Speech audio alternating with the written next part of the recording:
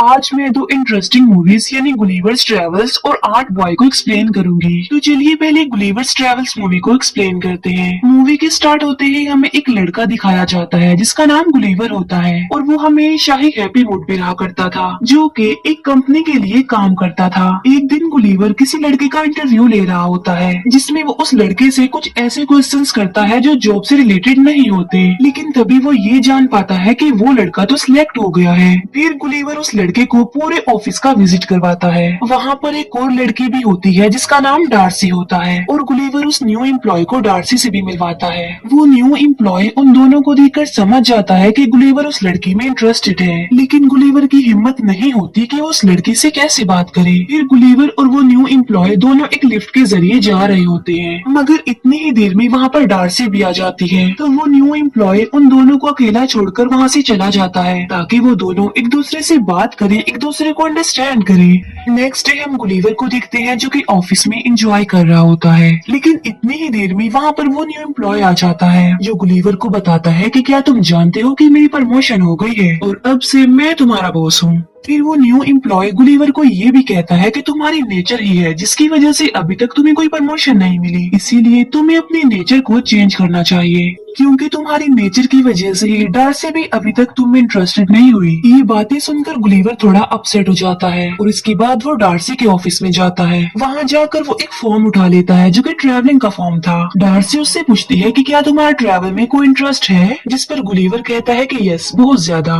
वो बताता है कि मैं न्यूयॉर्क, इंग्लैंड, इवन इंडिया भी घूम कर आया हूँ। ये सुनकर डार्सी खुश हो जाती है और वो गुलिवर को कहती है कि फिर तो तुम्हें जरूर कुछ न कुछ लिखना चाहिए उन जगहों के बारे में जहाँ पर तुम घूम कर आए हो। लेकिन गुलिवर जब कुछ लिखने लगता है तब उसे कुछ भी नहीं याद आ रहा होता कि उसे लिखना क्या चाहिए, क्योंकि डार्सी को इम्प्रेस करने के लिए गुलिवर ने उसके साथ झूठ बोला था, जबकि वो तो कहीं पर भी नहीं गया था।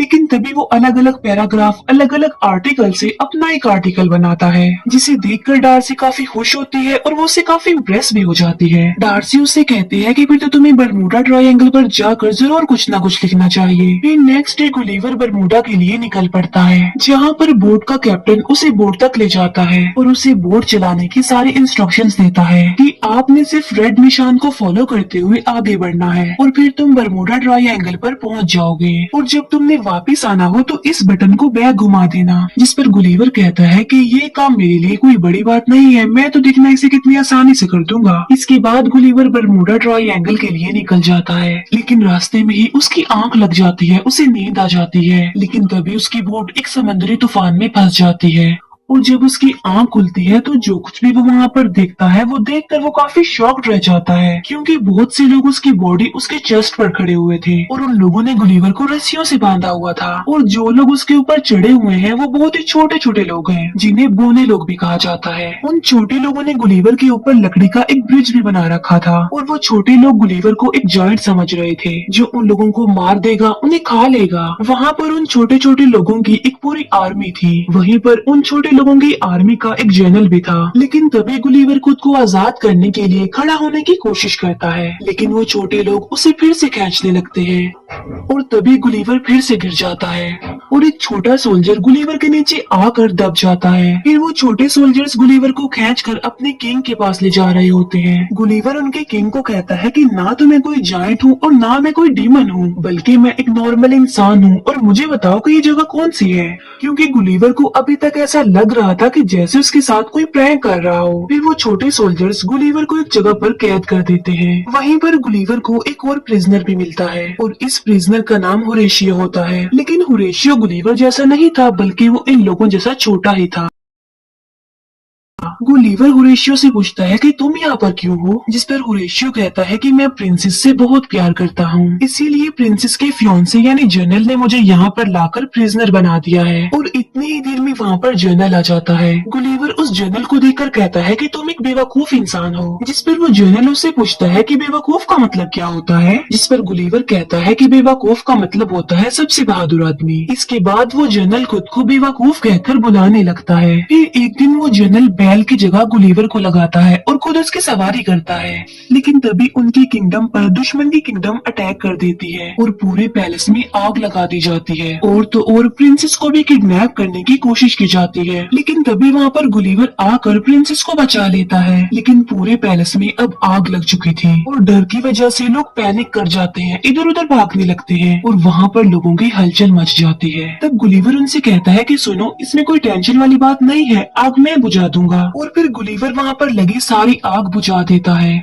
इसी बीच वो जनरल भी भीग जाता है। जनरल को काफी गुस्सा आ जाता है और वो वहाँ से चला जाता है। ये देखकर किंग गुलीवर से काफी खुश हो जाता है और वो उसे खाने पर इनवाइट करता है, जिस पर गुलीवर कहता है कि मैं खाने के लिए तो आ जाऊंगा, लेकिन मेरी एक शर्त है और वो ये कि होरेशियो को आजाद किया जाए। तब किंग गुलीवर की बात मान लेता है और होरेशियो को आजाद कर दिया जाता है। फिर गुलीवर किंग और उन सारे लोगों के साथ खाना खा रहा होता है। तभी किंग गुलीवर से पूछता है कि क्या तुम रिवर से आए हो, जिस पर गुलीवर कहता है कि नहीं तो मैं तो न्यूयॉर्क से आया हूँ। और तभी वो सब लोग गुलीवर को न्यूयॉर्क का प्रेसिडेंट समझने लगते हैं। ये देखकर गुलीवर वहाँ पर बड़ी बड़ी बातें करने लगता है कि किस तरह मैंने न्यूयॉर्क के साथ साथ वहाँ पर रहने वाले लोगों को भी बचाया और अब मैं न्यूयॉर्क का सबसे इंटेलिजेंट और पावरफुल प्रेसिडेंट हूँ। तब किंग गुलीवर को कहता है कि बहुत जल्द हम लोग तुम्हारी वोट ढूंढ लेंगे। फिर किंग गुलीवर के लिए एक काफी बड़ा घर बनवाता है ताकि गुलीवर वहाँ पर आराम से जिंदगी गुजार सके। फिर हम देखते हैं कि गुलीवर और होरेशियो इस बारे में डिस्कस कर रहे होते हैं कि आखिर प्रिंसेस को इम्प्रेस कैसे किया जाए। फिर गुलीवर जैसे जैसे होरेशियो को बताता है, होरेशियो सारी उसकी बातों को फॉलो करता है, जहाँ पर गुलीवर होरेशियो से वो सारी बेवकूफियों वाली हरकतें करवाता है जो वो खुद भी करता रहता है। मगर इसके बावजूद भी प्रिंसेस होरेशियो से इम्प्रेस हो जाती है। उसी रात को वो जनरल गुलीवर की बोट ढूंढ लेता है, क्योंकि जनरल जल्द से जल्द गुलीवर को वहाँ से निकालना चाहता था। बोट में गुलीवर को अपना मोबाइल मिल जाता है, जिसमें डार्सी का वॉइस मैसेज आया होता है और गुलीवर उसे सुनने लगता है। मैसेज में डार्सी ने गुलीवर को कहा होता है कि मैं तुमसे मिलने के लिए वहाँ पर आ रही हूँ। फिर हम देखते हैं कि एक बार फिर से दुश्मन की किंगडम ने उनकी किंगडम पर अटैक कर दिया है। तभी होरेशियो गुलीवर को आकर बताता है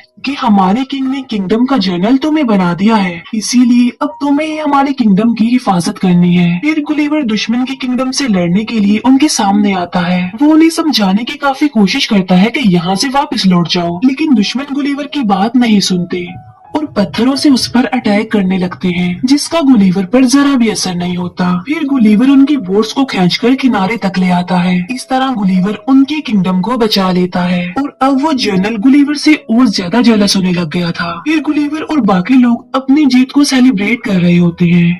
वहाँ पर गुलीवर को एक हीरो बना दिया जाता है और तो और उसे बहुत सारी सर्विसेज भी प्रोवाइड की जाती हैं। प्रिंसेस जनरल से अपनी एंगेजमेंट तोड़ देती है, जिसकी वजह से जनरल को काफी गुस्सा आ जाता है और वो दुश्मनों के किंग के पास चला जाता है। जनरल ने गुलीवर की बोर्ड से वो मैगजीन चुरा ली थी जिसमें रोबोट बनने का सारा मेथड लिखा हुआ था। तब वो जनरल रोबोट बनकर गुलीवर के सामने आ जाता है। गुलीवर जब उस रोबोट को देखता है तो वो काफी डर जाता है और रोबोट उसे हवा में उछालकर फेंकने लगता है और सबको गुलीवर की रियलिटी पता चल जाती है और वो सबको बताता है कि मैंने जो कुछ भी कहा, जो जो बड़ी बड़ी बातें की, वो सारी झूठ थी। फिर वो जनरल गुस्से में आकर गुलीवर को बांध कर कहीं पर भेज देता है। गुलीवर एक जगह पर पहुंचता है जहां पर उसे लगता है कि अब वो अपने जैसे लोगों के बीच में आ गया है, मगर इस बार तो वो ऑपोजिट जगह पर आ गया था। पहले जहां पर वो छोटे लोगों में चला गया था और अब अपने से कई गुना बड़े लोगों में आ गया था, जहां पर एक बच्चे ने गुलीवर को खेलने वाले डॉल बना लिया था। और तभी गुलीवर वहां पर होरेशियो से मिलता है। होरेशियो से बताता है कि हमारे एरिया में डार्सी तुमसे मिलने आई है, लेकिन जनरल ने उसके साथ साथ किंग को भी प्रिजनर बना लिया है और अब तुम ही हो जो उनकी हेल्प कर सकते हो और उन्हें छुड़ा सकते हो। और तब रात को ही गुलीवर डार्सी और किंग के पास पहुंच जाता है। अगले दिन गुलीवर और उस रोबोट के बीच में फाइट होती है और यहाँ पर रोबोट गुलीवर पर भारी पड़ता है, क्योंकि वो गुलीवर को काफी मारता है। लेकिन होरेशियो रोबोट के कुछ वायर्स को काट देता है। तब मौका मिलते ही गुलीवर उस रोबोट को मार डालता है और इस तरह से वो लोग जीत जाते हैं। इसके बाद किंग होरेशियो और प्रिंसेस की शादी के लिए भी एग्री हो जाते हैं और डार्सी भी गुलीवर की गलतियों पर उसे माफ कर देती है। लेकिन तभी वहाँ पर वो जनरल आकर प्रिंसेस को पकड़ लेता है, लेकिन तभी प्रिंसेस खुद को छुड़ाती है और वो जनरल को पंच मारती है, जिससे जनरल प्रिंसेस को छोड़ देता है। फिर डार्सी गुलिवर के पास जाती है और यहीं पर ये मूवी एंड हो जाती है। और अब मैं एक्सप्लेन करूंगी आर्ट बॉय मूवी को। मूवी के स्टार्ट होते ही हमें एक बच्चा दिखाया जाता है जिसका नाम पेल नॉर्मन होता है और वो ऑलमोस्ट 12 साल का होता है। पेल का स्कूल में कोई भी फ्रेंड नहीं होता। क्लास खत्म होने के बाद पेल स्कूल के टेरेस पर जाकर बैठ जाता है। वो वहाँ पर बैठा एप्पल खा रहा होता है, लेकिन तभी पेल की नजर अपने एक फ्रेंड पर पड़ती है जिसे दो लड़के परेशान कर रहे थे। तभी पेल उस एप्पल को ही उन लड़कों पर फेंक देता है और ऐसा करते ही वो फौरन छुप जाता है। लेकिन वो दोनों शरारती लड़के पेल को देख लेते हैं। फिर वो दोनों उसके दोस्त को छोड़कर पेल के पीछे पड़ जाते हैं। तो वो खुद को छुपाने के लिए एक घर के गार्डन में चला जाता है। उन दोनों शरारती बच्चों को पेल कहीं पर नजर नहीं आता, इसीलिए वो वहाँ से चले जाते हैं। इसके बाद पेल भी अपने घर के लिए चला जाता है। हम देखते हैं कि उसकी बॉडी पर एक आंट चढ़ गई है और वो आंट उसके गले पर पहुंचकर उसे काट लेती है और थोड़ी देर गुजर जाने के बाद वो बेहोश हो जाता है। लेकिन जैसे ही उसे होश आती है तो वो अपने घर के लिए निकल पड़ता है। पेल देखता है कि उसकी एक फ्रेंड है जिसका नाम अमेंडा है, जिसके फादर टीवी पर लाइव आ रहे हैं। इसके बाद पेल ब्रेकफास्ट करने लगता है, जहाँ उसके साथ कुछ अजीबोगरीब होने लगता है। वो मिल्क बॉक्स उठाता है, लेकिन जैसे उसे वापस रखने लगता है तो वो मिल्क बॉक्स उसके हाथ से चिपक जाता है और जब वो उसे दूसरे हाथ से हटाने की कोशिश करता है तो वो उसके दूसरे हाथ से चिपक जाता है। फिर वो उसे छुड़ाने के लिए अपने फादर को बोलता है, लेकिन फिर जैसे ही वो अपना जूस का गिलास उठाता है तो वो भी टूट जाता है।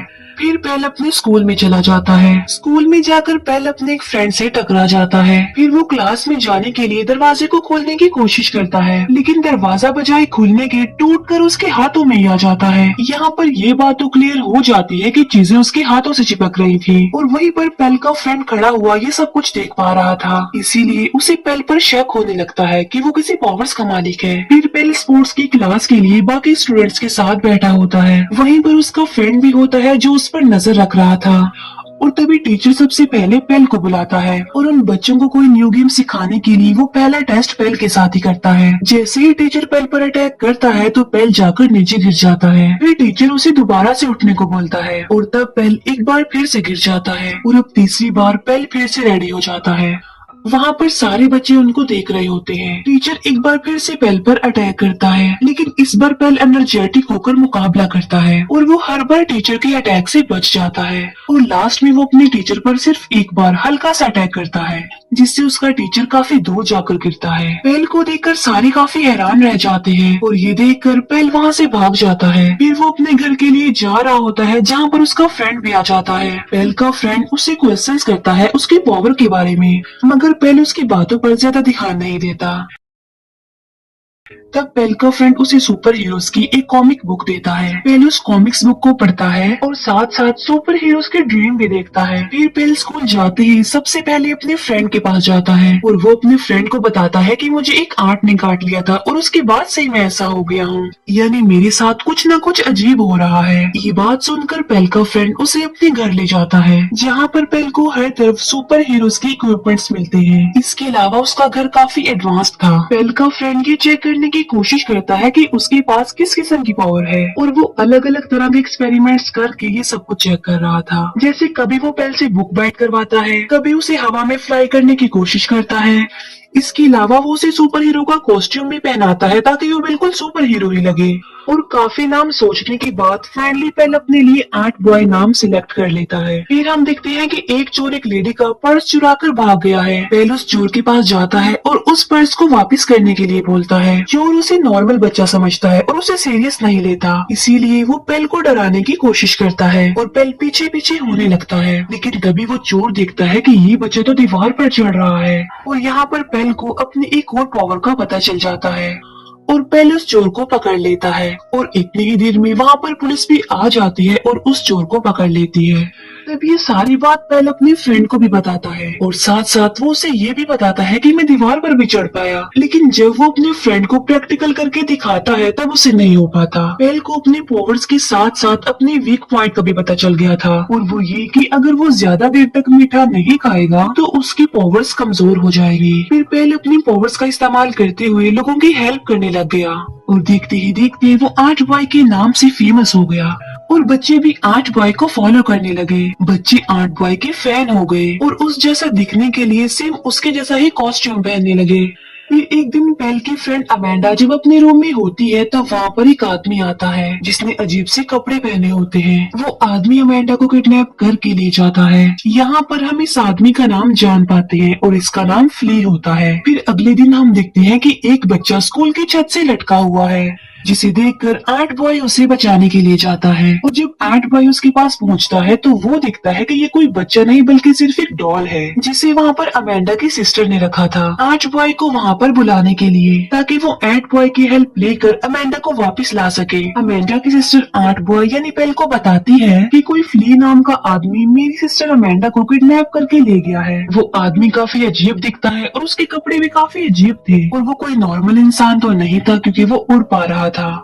वो बताती है कि मेरे फादर एक वैक्सीन रिसर्च कंपनी में काम करते हैं। उस आदमी ने हमसे $20 मिलियन की डिमांड की है और साथ में ये भी कहा है कि मेरे फादर वहाँ से जॉब भी छोड़ दें।